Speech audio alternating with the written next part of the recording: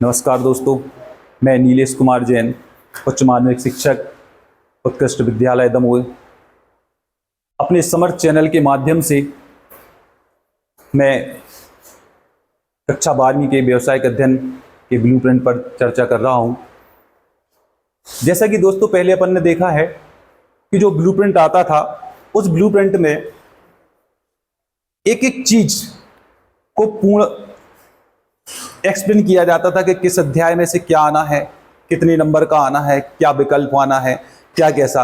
लेकिन इस बार जो है उनने उस पैटर्न को चेंज कर दिया है। उनने सिर्फ ये बताया है कि किस अध्याय में से कितने नंबर का आना है, लेकिन उनने ये नहीं कहा कि इसमें से विकल्प कितने नंबर के आना है, 2 नंबर का क्वेश्चन कितना आना है, 3 नंबर के क्या आना है या 4 नंबर के क्या आना है। ये उनने इसमें नहीं बताया है। तो आज अपन ये इस पे चर्चा करेंगे।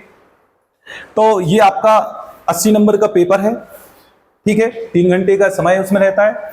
तो सबसे पहले अपन चर्चा करेंगे कि प्रबंध के जो सिद्धांत एवं कार्य, जो इसका ये चैप्टर है मैनेजमेंट वाला, इसमें से किस अध्याय में से कितने कितने नंबर का आना है। तो सबसे पहला अध्याय है अपन का प्रबंध की प्रकृति एवं महत्व, मतलब जिसमें अपन ने ये प्रबंध के बारे में समझेंगे कि प्रबंध क्या है, प्रबंध का क्या महत्व है, प्रबंध की क्या प्रकृति है, क्या उसका महत्व है, प्रबंध की क्या विशेषताएं हैं, क्या उसके गुण हैं, क्या दोष हैं। पहले अध्याय में अपन ये पढ़ेंगे और उसमें 8 नंबर का उसमें से आना है। फिर इसके बाद दूसरा अध्याय आता है प्रबंध के सिद्धांत। तो प्रबंध के सिद्धांत अध्याय में से अपन ने यहाँ पर फ्यूल के सिद्धांत, टेलर के सिद्धांत पढ़े हैं, ठीक है, जो इसमें से 6 नंबर का आना है। तो इसमें अपन प्रबंध के सिद्धांत में से प्रबंध के सिद्धांत से क्या आशा है, फिर हेनरी फ्यूल के, एफ.डब्ल्यू. टेलर के इन सिद्धांतों की चर्चा होगी। इसमें श्रम अध्ययन, गति अध्ययन, समय अध्ययन के बारे में, तो ये चीजें उसमें से आती हैं। ये 6 नंबर का उसमें से आना है। इसके बाद फिर तीसरा अध्याय है व्यवसायिक पर्यावरण। तो व्यवसायिक पर्यावरण का व्यवसायिक पर्यावरण से क्या आशा है, व्यवसायिक पर्यावरण का क्या महत्व है, व्यवसाय के क्या दायित्व हैं समाज के प्रति, ये इसमें से व्यवसायिक पर्यावरण वाले अध्याय में से आना है, जो 5 नंबर का आपका आएगा। इसके बाद फिर आते हैं प्रबंध के कार्य। तो इन प्रबंध के कार्यों में सबसे पहला कार्य जैसे नियोजन, तो इस नियोजन के अंतर्गत नियोजन वाले अध्याय में से आपका 8 का आना है। तो नियोजन वाले अध्याय में आपका नियोजन से आशय, नियोजन की प्रक्रिया, नियोजन की विशेषताएं, ठीक है, नियोजन के उद्देश्य, ये गुण दोष वगैरह इसमें से आपके 8 नंबर के आएंगे। इसके बाद अगला अध्याय है संगठन। तो संगठन वाले अध्याय, ये दूसरा कार्य प्रबंध का, इस संगठन वाले अध्याय में से आपका 9 नंबर का आना है।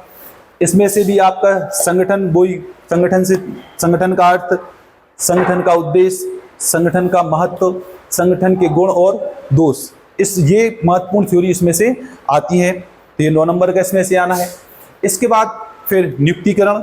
नियुक्तिकरण के अंतर्गत आपसे पूछा जा सकता है कि नियुक्तिकरण क्या है, नियुक्तिकरण की प्रक्रिया क्या है। इसके अंतर्गत भर्ती, चयन जो अपन ने उसके अंतर्गत पढ़ते हैं, तो वो आएगा। नियुक्तिकरण की विशेषताएं पूछी जा सकती हैं, नियुक्तिकरण का महत्व पूछा जा सकता है, नियुक्तिकरण के अंतर्गत उसके आंतरिक स्रोत और बाह्य स्रोतों के बारे में पूछा जा सकता है।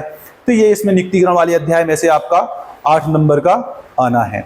इसके बाद फिर अगला निर्देशन है।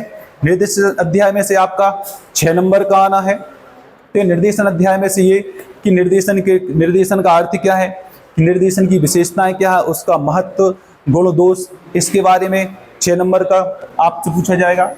फिर नियंत्रण वाले अध्याय, नियंत्रण में पूछा जाएगा कि ये नियंत्रण का अर्थ क्या है, नियंत्रण के क्या महत्व है, क्या उसकी विशेषता है, क्या उसका उद्देश्य है, क्या उसके गुण एवं दोष है।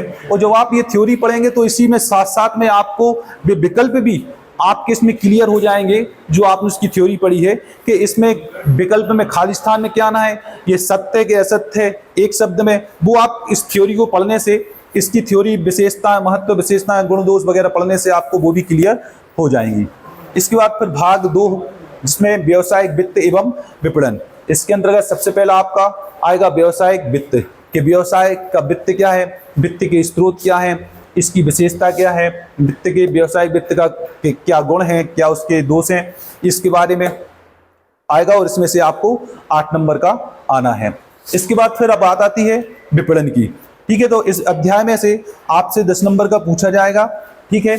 तो विपणन के अंतर्गत विपणन, विपणन की रीतियां, विपणन के का महत्व, उसके गुण दोष और सीमाओं के बारे में आपसे पूछा जा सकता है। और फिर लास्ट अध्याय है आपका उपभोक्ता संरक्षण, जिसमें से 6 नंबर का आना है।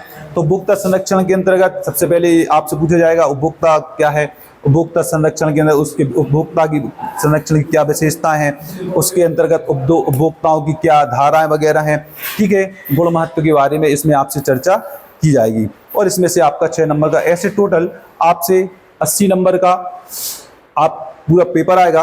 अब इस पेपर में आपको कितने नंबर के विकल्प, कितने नंबर के 2 नंबर के क्वेश्चन, 3 नंबर के, तो ये प्रक्रिया आपकी पिछले जैसी ही है, जिसमें पिछले प्रश्न पत्रों में जैसे 32 नंबर के विकल्प आते थे, तो वो विकल्प की प्रक्रिया वही है कि 6 नंबर के आपके सही विकल्प आएंगे, 6 नंबर के रिक्त स्थान आएंगे, सत्य सत्य 6 नंबर के आएंगे, सही जोड़ियां 7 नंबर की, एक शब्द या वाक्य उत्तर 7 नंबर के आएंगे। मतलब ये अंकों का विभाजन तो आपके पिछले जैसे ही है, पिछले प्रश्न पत्र। लेकिन अंतर क्या हो गया कि पिछले प्रश्न पत्र में जो आपको पूरा उसका डिवाइडेशन दिया जाता था वो इस बार नहीं दिया गया है, ठीक है। बाकी एक 6 से लेके 15 तक के 2 नंबर के क्वेश्चन पिछले प्रश्न पत्र आते थे तो वो ही आएंगे, 16 से 19 तक के 3 नंबर के आते थे तो वो ही आएंगे, और 20 से 23 तक के जो पिछले में 4 नंबर के आते थे, पूरी प्रक्रिया वही है।